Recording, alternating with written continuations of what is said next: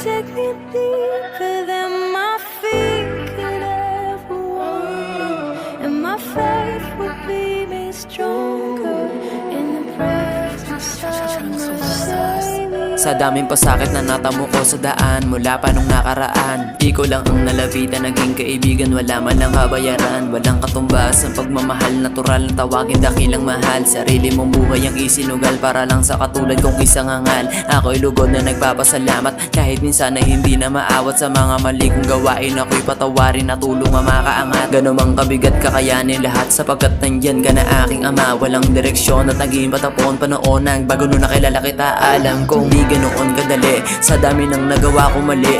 Miski sarili hindi mapatawad at isip ng isip sa kada gabi kung paano bumawi. Paano kunwari yung nasa taas na gabay ng lahat, kapareho ko lang ng ugali, di lalo ko nayari.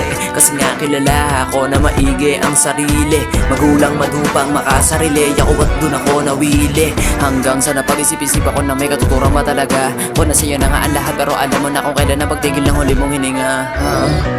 Spirit, lead me where my trust is without borders. Let me walk upon the waters wherever you would call me. Take me deeper than my feet could ever wander, and my faith will be made stronger in the presence of my Savior. Nanatiling matibay damdamin sa pinakamahirap kong sitwasyon. Narinig ko na sa iba yan pero di ko alam na sa'yo ang leksyon.